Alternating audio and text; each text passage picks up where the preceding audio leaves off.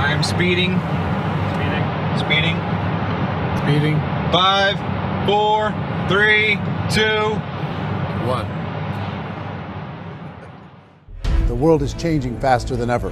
What used to take decades is now taking years or even months. What you see right now is the illusion that people have had for many decades about the workplace being this secure place to work the rest of your life. For the first time in the history of our nation, our children will not do as well as us. We've seen our friends get laid off, we've been laid off, we've had our pay cut. People are overworked and underpaid. They seem to have less time and less freedom. They live under constant pressure. This is going to be forced. And so even if your employer loves you, they may have to cut you. There's something wrong that on Monday morning, the heart attack rate increases by 35%. Technology is accelerating, job security is declining. It just doesn't seem like the old models of making a living are as reliable as they used to be. Every aspect of our lives, there's a better way out there, but we're still doing it the old way. We live in the greatest country on the planet, and there are a lot of people sitting around complaining and being cynical. Like everyone's whining about this old model, and I'm like, why don't you leave it? Look at all this over here. Look at all this opportunity. Since so much of our lives revolve around our work and the way we make our living, many people are thinking there just has to be a better way. The biggest challenge facing our world today is not making money, is what are we going to do with all the displaced, unemployed people? People are afraid that they're going to make the wrong decision. People are afraid of the unknown. People are afraid that maybe I don't have the skills. Hey, sports fans, industrial age is over. It's dead. It's dying.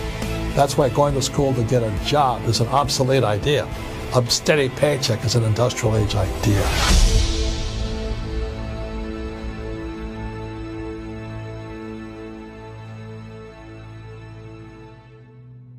It's the search for answers that has brought us here together today.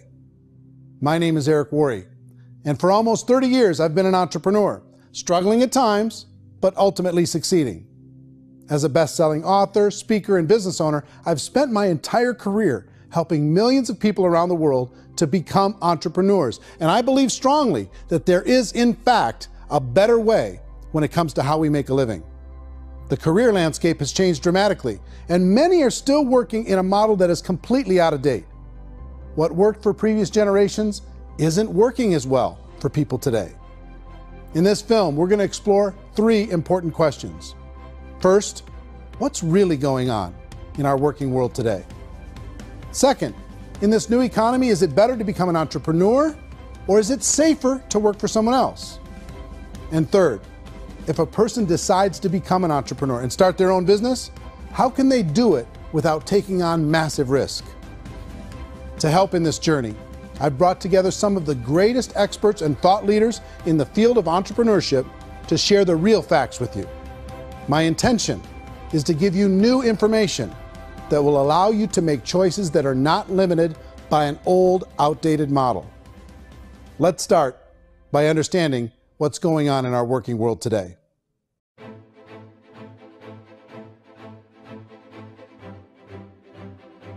Let's look at unemployment. 30–40% of the people are honestly not working, but would be working. What our government does is if you haven't found a job in 6 months, we don't call you unemployed. We pretend you dropped out of the labor force. I've often said that unemployment, particularly structural unemployment, that's unemployment due to technological changes, is the first sign of economic growth. Think of it, 10 people live on an island. They go out every day and fish. One day, new technology shows up. A missionary brings them a net. Now, using the net, one pilots the boat, one throws the net. 2 fishermen can do all the work 10 used to. That's a 500% increase in productivity, 2 doing the work of 10, in one day. You don't have to learn a lot to learn how to throw a net instead of throw a fishing line. The island's got a big problem, 80% unemployment. But the island still has all the wealth of the fish because the 2 people produce as much fish as 10 did. Now, of course, looking back in history, these changes used to take thousands of years. And during that time, we went into farming and transportation. Some of us became doctors and some teachers and lawyers, and we developed all these new professions and new manufacturing jobs. Today, these changes are occurring literally in one day when a new technological advance occurs, and we don't have the social structures to deal with it or to retrain the unemployed people. So one of the things that I think is interesting as I travel across the country and really travel around the world is the way that we work and the way we get paid for work is changing pretty dramatically. On a global basis, everything is being turned upside down because of the rapidly advancing technologies. They are eliminating many jobs, and we have been left with many people not prepared for the jobs that exist. A lot of demand in public companies was to squeeze out all the fat and to get just as much margin as we possibly could, and fat equals humans. So this idea of job security in information age is so obsolete, but it's still taught inside our school system, and that's where the problem starts. There's no financial education in school system, and people are still trained to be employees to work for that paycheck. This is a chart on the middle class. What's happening in the middle class, those that went to school, their incomes have been coming down for years. And parents still say to the kids, go to school, get a job. Now what happens to all those middle class people who are dropping off the ends of the chart? Well, they become what's called working poor.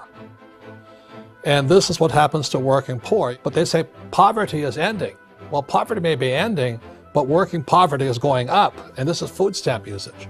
So food stamp usage in America is going through the roof right now, because people cannot earn what they call a living wage. Most people have experienced financial pressures that I think are probably greater than they have been in the past. If you're not working for yourself, then it's going to be a pretty hard road for a lot of people. Today, if you're going to control your future, the 40-40 plan is gone, where you can graduate from college and get a job and work for 40 hours a week for 40 years. That day is gone. So some of these charts actually tell you what's going on.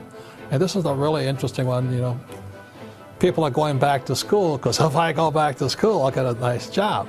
But this is what's happening to, it's called Sallie Mae, which is the student loan guys. Student loan is going through the roof. It's now over $1 trillion, and student loan debt is worse than credit card debt. So when people stopped using credit card, the government got people into student loan debt. And the problem with student loan debt is you can never be forgiven. See, with credit card debt, you can declare bankruptcy and all's forgiven. But student loan debt, you can declare bankruptcy, you still owe it. It's the worst of all debt. But this is the next picture. Look at this chart here. This is what's happening to wages of college graduates. It's going down. So you go to college, you rack up all this debt, but you earn less money. Now, that's not that intelligent. Average person who's been working a lifetime in America today is ending their lifetime at 65 with about $41,000 in assets. They earned just enough to survive. I think in the United States we have something like 17 trillion in debt. That's just the federal government debt. We got another 2 in municipal and in other, let's call it almost 20 trillion government. We've got 40 trillion in private debt. That comes up to close to 60 trillion. When you then add something we never had before, what you were talking about, when we look at the unfunded portion of Social Security and primarily Medicare, Medicaid, that, at the most conservative estimates from outside firms, Kleiner Perkins, 67 trillion and growing. That's more than all our other debt. There's less conservative estimates that say it's 84 trillion or higher. I added up conservatively $127 trillion in total debt. Debt is a financial drug. When you take it to excess, it's like taking a drug. Yeah, it makes you feel better, it enhances your performance, but at a huge cost, eventually it kills you. And so that's what happens. We keep doing more and more debt, and you get less and less results, just like a drug, until the debt gets so high that it crushes the whole system. That's where we're at, 8.2 times GDP. You know who I feel sorry for? I feel sorry for the person who dreads going to work, who is sick to their stomach on Monday morning, who hates their alarm clock, who gets a little glimmer of hope on a Wednesday because it's hump day and says, thank God it's Friday. And they live for those 2 days a week where they get to be themselves and they don't have to be around people they don't like, and they don't have to play the political game in the office, and they don't have to live this half life. The person that works 50 weeks a year just to be able to have the 2 weeks for vacation. And you know what happens to most of them? Nowadays, they don't have a vacation. They have a staycation. They have time off of work, but they don't get to go where they want to go because they're overextended. They've got all this debt. They got all this situation. They hate their alarm clock. They can't sleep until they're done. They have to spend most of their life in traffic. I feel sorry for that group of people because there's a better way. They just don't know it. I see this really interesting attempt at rugged individuality in a 6x8 rectangle.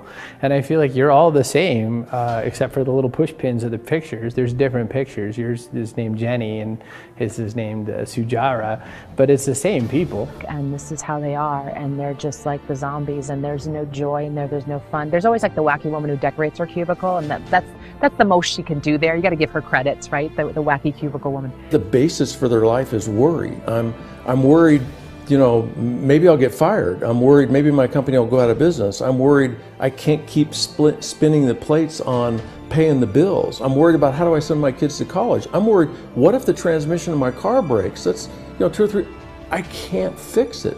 People live in a sea of worry, and it eats at them. Those signs that people held up during the Depression didn't say looking for gainful employment in a cubicle.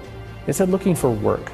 Work is what we're looking for. Job is just a unit of measurement. Work is what we're going after. It's time to look in the mirror and say, it's not the economy, it's my economy. It's my little world of where I am. I need to improve. I'm not going to wait for the economy to come back because, frankly, the economy is doing great in this country. So I'm here on Wall Street, the financial center of the universe, the financial capital of the world. This is where most people's money goes to at least be held for a time, right?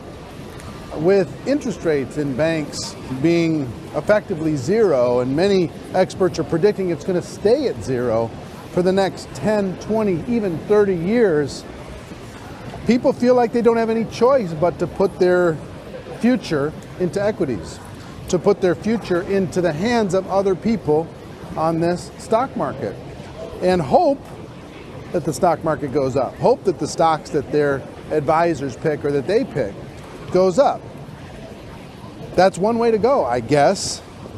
It's my personal belief that if you put your future into the hands of yourself, in other words, you have earning power by yourself, I think you're a better investment than these guys. I think you controlling your future is a better option than handing over your retirement to these guys. The average household income in the United States is approximately $50,000 a year, what they call the middle class. To reach the top 25% of income earners, you need to earn at least $90,000 a year. To reach the top 10% would be a household income of $140,000, the top 5%, $190,000, and to be in the top 1%, you'd need a combined household income of at least $380,000 a year. So here's the question. What do you think would give you the best chance to move up and get to the top 10%, the top 5%, the top 1% or beyond? In my opinion, and in the opinion of many, many experts, the answer is to become an entrepreneur, to become your own boss. I think you have to be a business owner. I can't, the only time I ever say to someone it'd be great to be an employee is when they've already told me they've surrendered. I only tell people who are wounded spiritually that they should be an employee. And it's that feeling that you get when you pick up the backpack off the little Cub Scout and say, "Don't worry, little guy, we'll get you back to the camp." You know, it is in no way a kindness when I tell someone they'd be a great employee. The other status symbol really increasingly is lifestyle. And people can own their own business, maybe even work out of their house. That, I tell you, people admire that, like, gosh, I wish I could do that. The spirit of the entrepreneur is to be a risk taker and to be resourceful and unstoppable and to have a vision of yourself beyond where you are and not willing to settle for life as it is. Think about the great entrepreneurs. They're visionary. They have heart. They're willing to do today what others won't so they can do tomorrow what others can't. Personally, I don't think of the new economy, the old economy. I create my own economy. The entrepreneur's in control. I decide what the economy is going to be like. In the world of entrepreneurship, there are no limits. You can make as much as you want. depending on how much you want to work and how smart you are and how great a team you put together. There's no more lifetime rewarding business than being an entrepreneur. Why in America, where anyone could be anything, would people want to give up their freedom and become effectively a modern-day slave, told shut up and be here every morning at 7:30, leave at 5:30, and do what I tell you? If people decide to become an entrepreneur and work for themselves, they have some traditional options, but they're riskier than you might think. Any kind of a retail business, retail build-outs, is extremely expensive. Even just these small little yogurt stores where they're putting little yogurt machines and you get all the different flavors, you're spending $200,000, $300,000, $400,000 to open a yogurt shop. I would love to buy a Dunkin' Donuts, but it's $500,000 or so to start. I don't quite have that just-in-case money. Risking lose it all, and most guys do 2 or 3 times, and even big guys like Branson, because I'm such a fan of his, half his companies don't work. If you make $1 million, your problems are going to go. If you make $1 billion, your problems are really going to go. Just the opposite. You and I know when you're making $1 million, you get $1 million responsibilities. You make $1 billion, you got 1,000 times $1 million responsibilities. And most people say, I'd love to be my own boss. 70% of Americans would love to be their own boss, according to recent polls. But they don't know how to get there. Because what are you going to do? One, you could buy an existing business. If somebody's selling an existing business, you have to ask why. Usually because it's probably hard. It's probably not making as much money as they hope. 2, they could buy a franchise. A little less risk, proven system, but it's expensive to be able to do that. 3, they could start something from scratch. And that's where a lot of people feel like, I don't have the chops to do it. I don't have the money. I don't have the product idea. I don't have the expertise. I don't have whatever it's going to take to be able to get there, and I can't risk my family to do it. So, 4th, they could become an investor. A lot of people in this town invest to try and figure out a way, but you got to be pretty smart with that game too, right? Venture capitalists, who are the very best and most sophisticated in investing in new breakthrough businesses, make it on 1 out of 11. That means 10 out of 11 are mediocre or fail. Most of them fail. That's the risk there. An angel investor is lucky to get 1 out of 15 or 20. A business is a team sport. Like, I have to have accountants, I have to have engineers, I have to have system designers, I have to have sales, marketing, I have to have accounting, I have to have mission statements, I have to have legal and all that. The average Joe Schmo, even me, I go out there, I don't have the skills to put a business together. I think the bottom line for the 4 traditional options is they take money, sometimes a lot of it. They take expertise, and they take time. All of that adds up to just too much risk for most people. I bought a business from somebody else and it was a lot of work, and you start wondering, what did I just buy? Because I guess ultimately I own your email list and I just overpaid for it. People that start their own business, they spend a lot of money, they spend a lot of time, a lot of effort to get things started. And the more you invest on the upfront, the harder you typically work at it. I can tell you what the success rate is of a restaurant. What is it? They're crazy enough.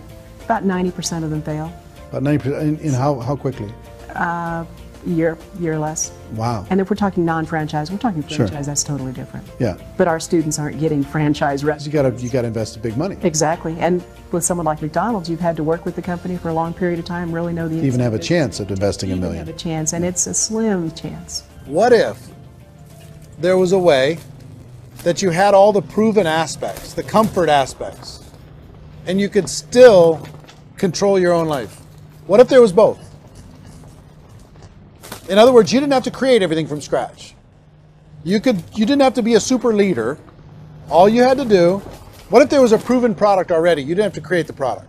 And there's a proven system already, proven training already. Everything except an employer.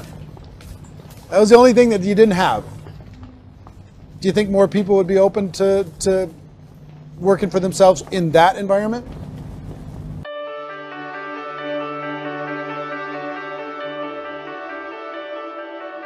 In our search for a better way to make a living, we've come to the conclusion that becoming an entrepreneur is actually safer than being an employee.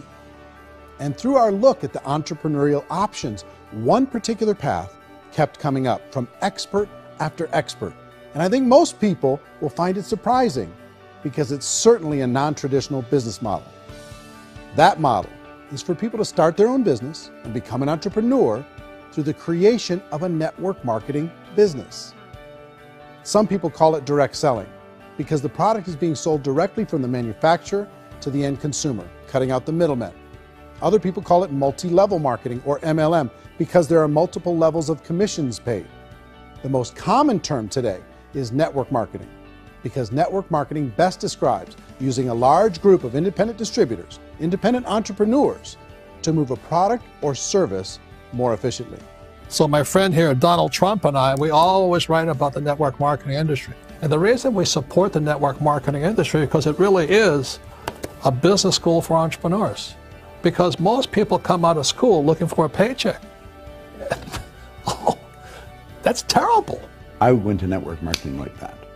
I think if it didn't exist, we should invent it. It is that good. I think direct selling is a great way to do business today. It's very easy to get into that industry, and you can be self-employed, be, in effect, an entrepreneur. When we see multi-billionaires adding network marketing companies to their portfolio of companies, that would be a clue. When we see people who are very famous authors and very famous business people endorsing the industry, that would be a clue. These network marketing companies aren't $50 million companies. They're billions and billions of dollars. They lead the stock market. They're major companies. When we're going to get it? You know, and you're going to school to work for a paycheck, but if you want to be rich, be an entrepreneur, and network marketing gives you the spirit to be an entrepreneur. A traditional company will spend up to 50% of their total revenue on marketing. Network marketing companies use a different approach. Instead of having all that extensive marketing expense, they utilize a network of independent distributors to do the marketing for them. Now, why do they do this? First, because word-of-mouth advertising is so much more effective today than traditional media advertising. Second, some products need to be explained or demonstrated, and an independent salesperson can do that more effectively than an ad campaign. Third, it's completely efficient. The company only pays for the marketing of their product if a sale happens and not before. Imagine if Amazon allowed you to become an independent distributor and paid out 40% of its revenue to that distributor group. All you had to do as a distributor was recommend a product, and if a person bought it on Amazon, Amazon would take care of all the logistics, and you'd get paid for bringing the customer. Now imagine you got paid for every purchase that customer made for the rest of their lives. Well, Amazon doesn't offer this option, but network marketing companies do. 85% of all buying decisions in our society are made as a result of word of mouth or reputation. We're recommending things to each other all the time. You know, who's your dentist? Who's your doctor? Who's your lawyer? What detergent, are you using? What legal system are you using? What product are you using? We're talking to each other about the things that we love anyway. When you go into a big box retailer, you're lucky if the clerk looks you in the eye, much less gives you any detailed or accurate information about what you're purchasing. So of course, this personal information, this education coming from a friend, a neighbor, a relative, or even a stranger, but one who has experience with the product is extraordinarily valuable. As a matter of fact, network marketing can educate consumers probably better than any other form of marketing. It certainly can do better than advertising, because advertising usually has a certain hype to it, and you can only get limited information.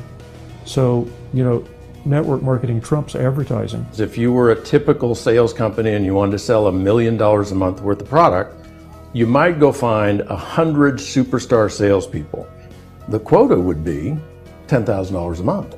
So network marketing as a distribution system just flips the numbers.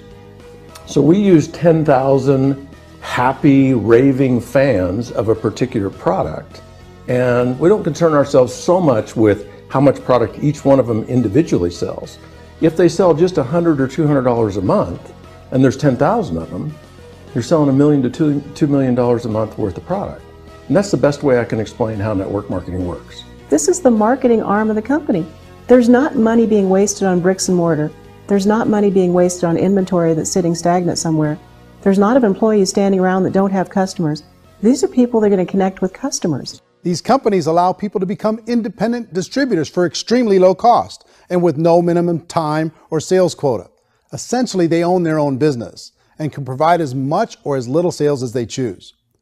In other words, The distributor gets all the benefits of traditional business ownership without the risk. The advantage of network marketing is the ease of entry, the low risk, and the low startup cost, because almost everything else has very high risk. You can get in for a minimal investment. You're buying into a system that's already been proven, products or services that have been proven to work. The keys to network marketing is providing an opportunity for the masses to get involved, providing an opportunity for the average person who doesn't have the resources to start their own business. All of this so far is fairly straightforward, but network marketing offers another benefit, and it's this benefit that makes it so interesting for entrepreneurs. Network marketing allows a distributor to build their own network of other distributors and then compensates them on the sales created by that entire group. Direct selling is, at its base, very simple. It's the sale of a product or service to an individual on a face-to-face, one-on-one basis, just the way we're talking right now. But there's an important element as well, and that's the offering in conjunction with that sale of product, the offering of an opportunity for someone to make something of themselves. No matter what your social status is, no matter what language that you speak, I mean, look how many unbelievable people are becoming successful that speak every kind of language out there. What an awesome gift to give the world. Instead of having to work your way up in a system and prove that you could be a sales manager, they just decided everybody can be a sales manager. Everybody gets to build a sales team from day one. And so what that brought into the system of growth as a direct selling company is the concept of compounding or geometric progression. Because now you can actually grow a sales force very quickly because everybody is enrolling people in their own sales force. People who are like, oh, this is weird, I'm building a sales team, or what do you think you do at a regular company? How do you think a regular company works? Network marketing is the only industry that doesn't say your past determines your future. It looks at your past and says, okay, now what can we train you to do so you can have a great future? Every other employer out there wants to exploit you for what you already know, not teach you something new. Network marketing has the potential to save the United States and the world because it's going to teach people not to be employees, but to be entrepreneurs.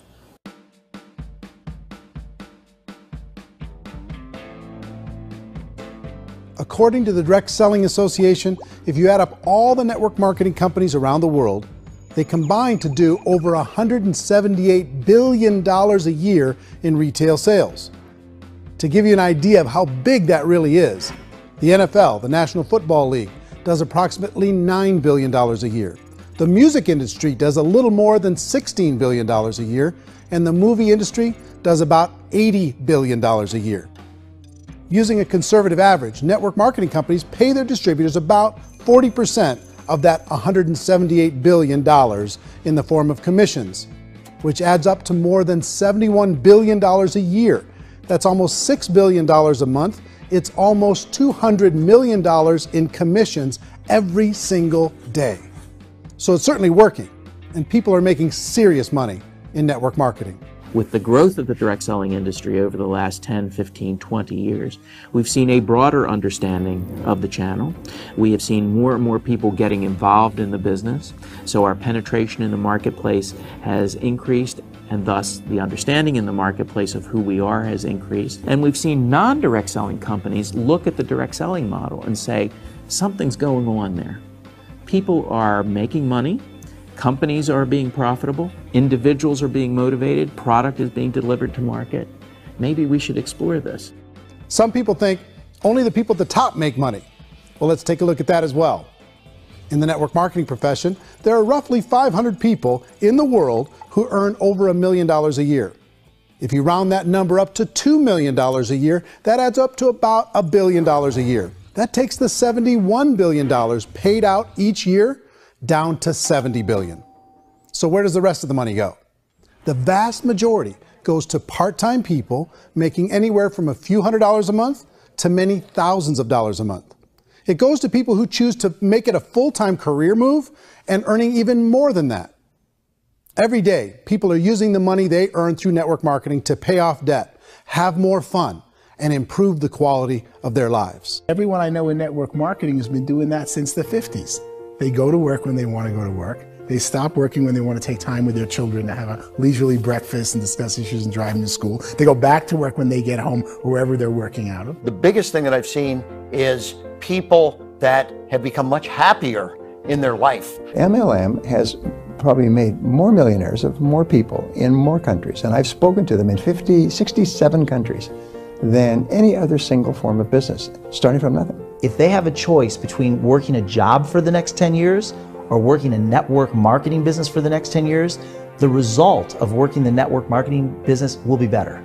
A lot of people within the industry go on and make this a career and do extremely well at it. Network marketing has been nothing but good for everyone I know that's been involved with it because they did it seriously and they played full out and they've been very successful. It's been a constant barrage of success stories and people showing off stuff that they got as a result of it. How many people are involved? Approximately 16 million Americans and 96 million people around the world are currently participating in network marketing. And in a recent poll, 82% of those people report a good, very good, or excellent experience with network marketing. So people are happy.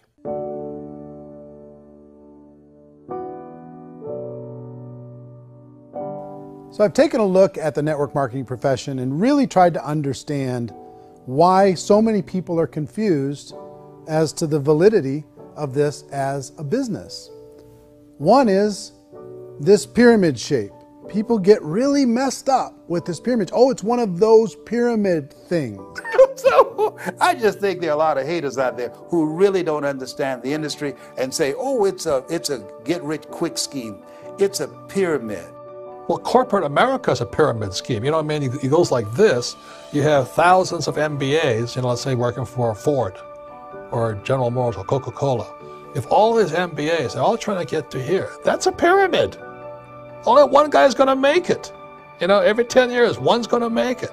Whereas you look at network marketing, it's like this.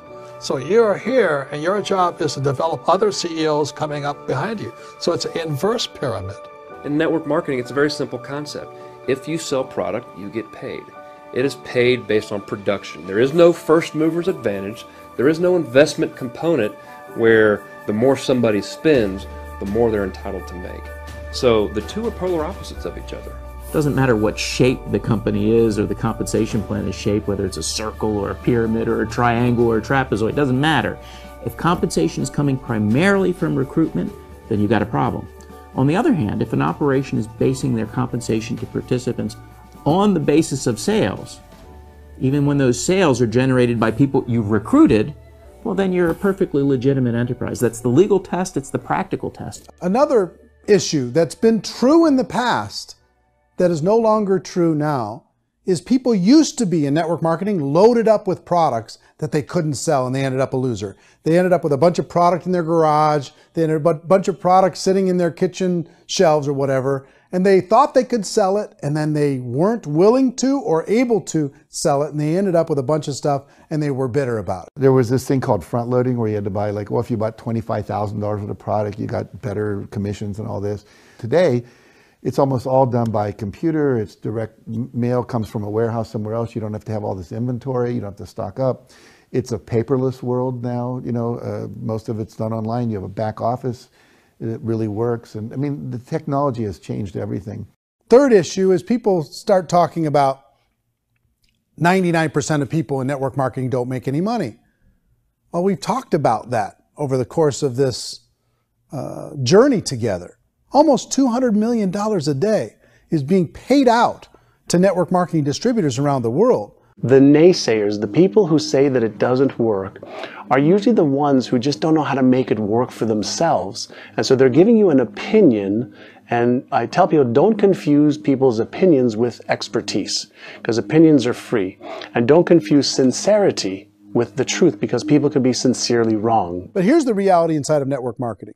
The vast majority of people that get involved in network marketing just become customers, and they get involved to be able to purchase product at a lower price. If you take Costco as an example, if a person goes into Costco and gets a membership to Costco so they can get a lower price on the product, We don't call that person a loser because they have a bunch of product that they walked out with a smile on their face. Yet when some people want to take a look at network marketing, they say, well, those people, they're just using the product and they aren't earning an income, so they must be a loser. They're not a loser, they're a happy customer. That's the vast majority of people that are involved in network marketing. Now, a smaller percentage of those people decide to go build a business. They earn $300 a month, $500 a month, $1,000, $2,000. That's the bulk of earnings in network marketing. And then there's the few that really decide to take it serious, really decide to build a large network, really work to make that network very, very productive. And those people make huge amounts of money and there's no cap. What I do as an outside economist, just somebody looking at this industry like any other industry I speak and say, look, what's the realities of this? 1% do incredibly well.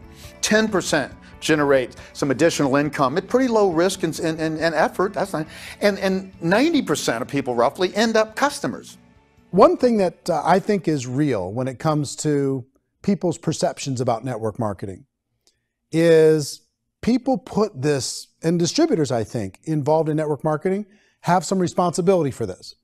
They have sometimes unrealistic claims about the product or about the income. Most people who become distributors, they want the money, they want to be successful, but they don't have the skills.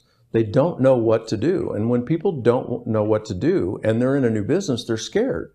And when they're scared, they panic and desperation kind of sets in. So they think everyone they talk to has to get in.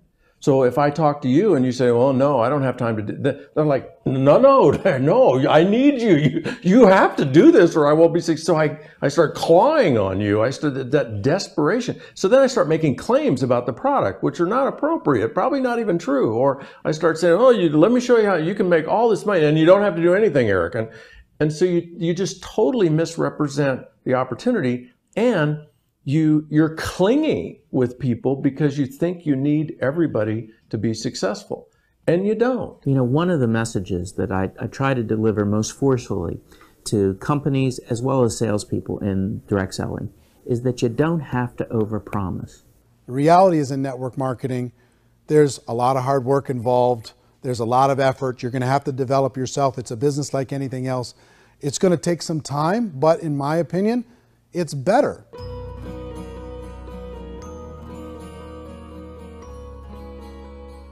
It's light years better for people starting today than it was even 5 years ago. I think it's more widely accepted now, and people understand it is a business. It is being an entrepreneur. It is being a business owner. Our belief system is based upon our evaluation of something. And frequently, if we reevaluate a situation, our belief about that situation will change. The industry has changed and it's grown up. It's totally transformed. You've got young people today that have grown up with social media, and they understand networks. They understand how people are connected through technology, and they understand how money flows through those networks. So when they see network marketing, they don't see it the way their parents saw it. And we've all learned, the larger industry that you represent, has all learned from those mistakes and flaws and errors that have happened early on. Early algorithms didn't work the right way. That's all fixed. It's like when they design a computer program, they design the program, then they run it, and then they go back through and they debug it. The MLM industry has been debugged. This is the day of being virtual, being able to run a business from your mobile phone. I mean, it's incredible. Companies are getting smarter. They're implementing more consumer protections. They're implementing more compliance training. They're doing more with respect to product research. If you do get involved and you make purchases of inventory, even on a voluntary basis, if you decide that this business is not for you, you can leave and have that inventory repurchased by the company. There's no other business that offers that kind of protection on a voluntary, self-regulatory basis.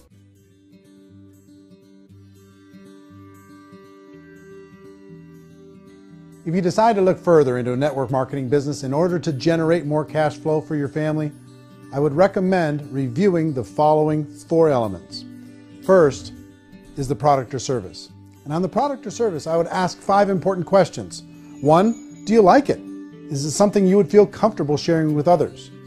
2, is there a recognized need in the marketplace? It's hard to create a need if one isn't naturally there. 3rd, Does the product meet that need? Does it solve a legitimate problem for consumers? And fourth, is it priced to sell? Can it compete in the marketplace? And fifth, is it priced for profit? Is there enough margin for the company and the distributor to be able to generate income for the long term? If you can answer the questions on the product to your satisfaction, the next element to consider is the company itself. Is it well run? Do you believe in the founders or the management team? Do you feel they have what it takes to go all the way? See, it doesn't matter how good the product is if the management can't take care of the company. Good management can change with the times. They can handle adversity. They can make good decisions. Make sure you choose a company that can serve you for a long time. The third element to consider is the compensation plan. And with that, there are three important things to look at. First, a brand new person needs to be able to generate some money fairly quickly. It may be an obvious reason, but you can probably imagine the ripple effect of a distributor getting involved and having even a small victory fast. That can only help with the overall success of the organization. Second, a person should be able to develop a moderate part-time income in a reasonable period of time. As they develop their network and as their sales grow, they should be able to enjoy more benefits. And third, for the people who are really serious, for those who decide to really go pro in the network marketing profession, there should be the possibility to make a serious full-time income if they work hard and are committed to developing their skills. If you're comfortable with the product, the company, and the compensation plan, the last thing you should look at is the support that will be made available to you. Does the company have a website? Does it have a solid online reporting tool? Do they have comprehensive training available? Do they host events to help you build your business? If you decide to do this, what kind of a support system can you plug into? Choosing a network marketing company is a personal decision.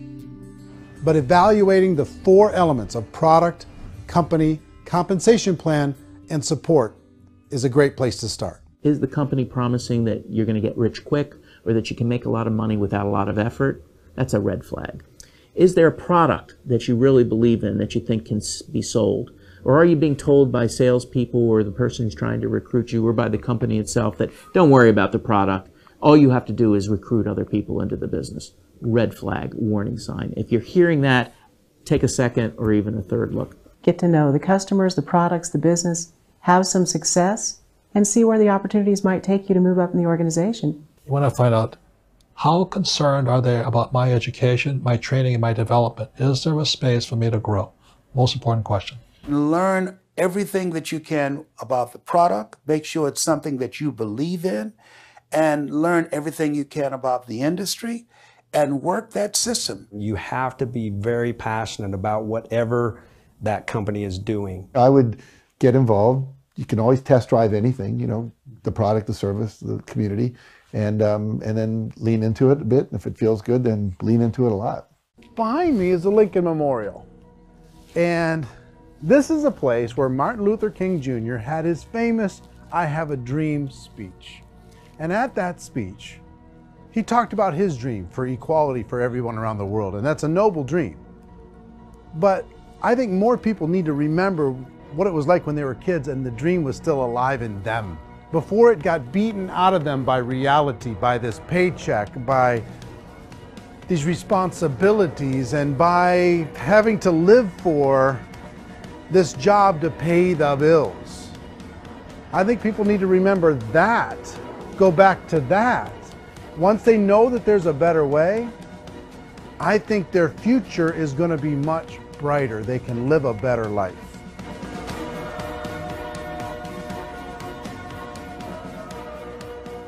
So if you're considering getting involved in a network marketing company, let me offer you just a few pieces of advice.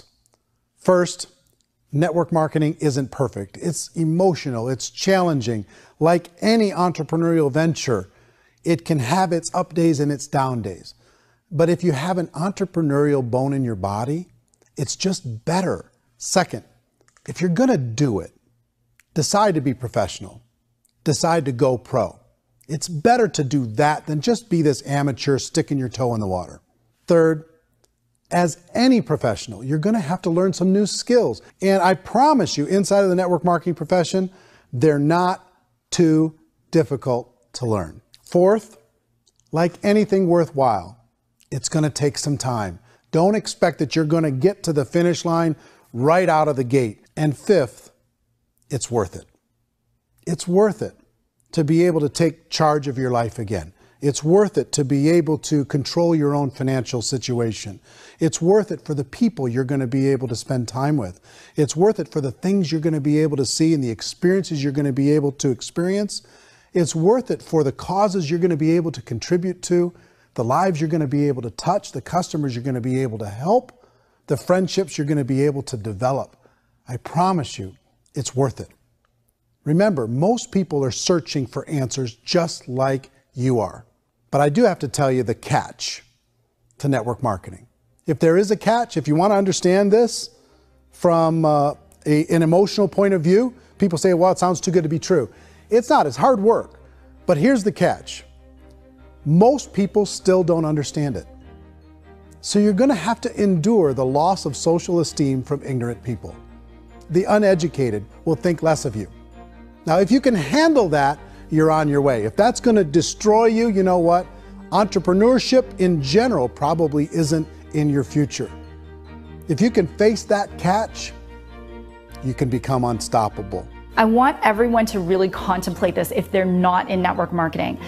You're in a job, you probably have a mortgage, you have rent, you have debt, whatever's going on. You're in a prison. You work just hard enough to keep them from firing you, and they pay you just enough to keep you from quitting. Come on! I've been there, done that, and bought that t-shirt. In network marketing, if you run into failure, it's really just a homework lesson for yourself. There's no one to blame. You really have no excuse not to be successful. You just don't.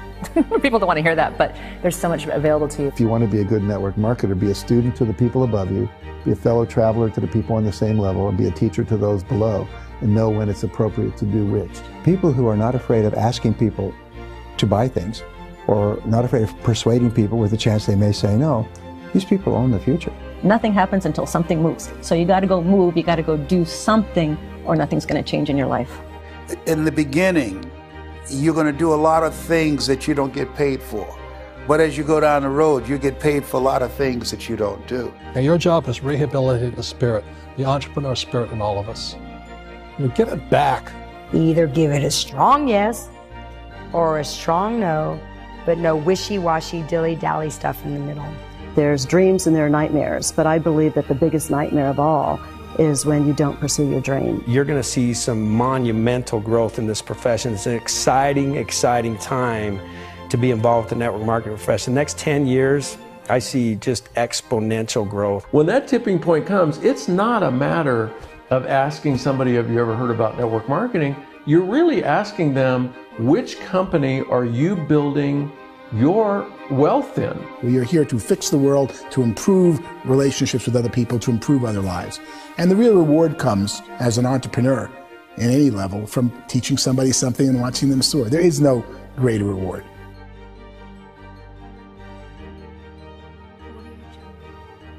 Life's too short to spend it living someone else's dream instead of your own. It's too short to spend it living at a fraction of your potential. Can being an entrepreneur be a challenge at times? Sure. But here's what you get in exchange. It can be yours. Something that you built, something that you created, something that you made happen. This balloon represents your dream. It represents entrepreneurship. My wish for all of you is that you would reach out and grab it. The choice is up to you.